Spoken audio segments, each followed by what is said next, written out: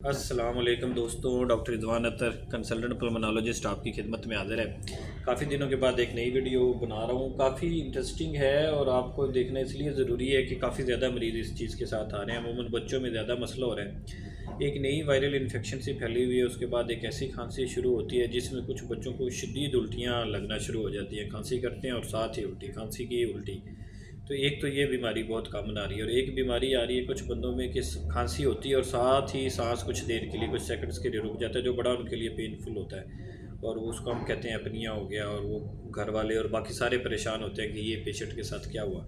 फिर एक और कैटेगरी इसी तरह से आ रही है कि रात को सोते सोते वो उठ के बैठ जाते हैं जी कि हमारा तो सांस ही आना बंद हो गया था, चोक कर गए थे हम, और उसके बाद कुछ देर में थपथपाया पीछे से कमर पे, तो उसके बाद जाके हमें सांस आना शुरू हुआ। ये तीन किस्म के पेशेंट आ रहे हैं। एक तो आजकल एक वायरल इन्फेक्शन है जिसने आपका ना कफ रिफ्लेक्स हम कहते हैं ना, उसको हाइटेंड कर दिया। हाइटेंड कफ रिफ्लेक्स से मुराद ये कि थोड़ी सी इरिटेशन गले में होगी और खांसी शदीद होगी। और कुछ पेशेंट्स में प्रीडिस्पोज होते हैं वो कुछ ऐसी चीज़ों से, और कुछ इस वायरल की वजह से भी होता है कि वो जो ही खांसी होती है उसी वक्त उनकी जो लेरिंग्स का अपर पार्ट होता है, जैसे वोकल कार्ड के साथ वाले पोर्शन को कहते हैं, वो कोलैप्स हो जाता है। कोलैप्स होने से क्या होगा, स्पैज़म में चला जाता है। स्पैज़म से क्या होगा जी कि सांस की नाली बंद होगी, सांस अंदर ऑक्सीजन जाना बंद हो जाएगी और वो फिर थोड़ा सा मुश्किल होता है। लेकिन ये फ्यू सेकंड्स के लिए होता है और उसके बाद ऑटोमेटिकली ठीक हो जाता है। इसको एंजाइटी नहीं लेनी, परेशान नहीं होना।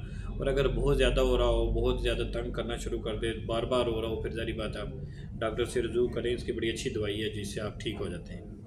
इसी तरह जो रात को लोग कहते हैं ना सांस रुकता है, उसकी भी कुछ वजूहत होती हैं। अमूमन जो खाना ज़्यादा पेट भर के सोते हैं और ज़्यादा उसकी वजह से रिगर्जिटेशन वगैरह होती है, एसिडिटी ज़्यादा होती है, उससे तेज़ाबियत ज़्यादा होती है और वो सांस की नाली में थोड़ा बहुत तेज़ाब जाके रिफ्लेक्स स्पैज़म उससे भी होता है जिससे सांस बंद होता है, वो भी कुछ देर में ठीक हो जाता है। अच्छा, ये जो बच्चे वमिटिंग के साथ आ रहे हैं ना, ये एक वायरल है जिसकी वजह से ना आपका जहाँ से खांसी होती है ना, तो उसके साथ ही पीछे फेरिंग्स बड़ी होती है। जब वो इरिटेट करती है तो उसी तरह से पेशेंट को वॉमिटिंग आ जाती है। इसमें भी बेसिकली इलाज आपने उनकी खांसी रोकने का करना है। जो ही आप खांसी रोकेंगे तो उसी तरह से उसकी बच्चों की उल्टी भी बंद हो जाएगी। अगर आप खांसी नहीं रोकेंगे, सिर्फ उल्टी की रोकने की दवाइयाँ देंगे, तो उससे कोई फ़ायदा नहीं होता इसके अंदर, क्योंकि मेन वजह इसकी खांसी होती है जिसकी वजह से होती है। उसकी भी बड़ी अच्छी दवाइयाँ हैं। अगर आपका बच्चा ज़्यादा हो, वैसे ये 1 से 2 हफ्ते में ख़त्म हो जाती है ऑटोमेटिकली अगर आप इस पर कुछ ना भी करें। लेकिन अगर कुछ बच्चों में बहुत ज़्यादा उल्टियाँ होना शुरू हो जाती हैं, उसमें बस एहतियात ये करनी है कि घर में काली मिर्च और नींबू डाल के और इस तरह की दूसरे जो अदरक डाल के और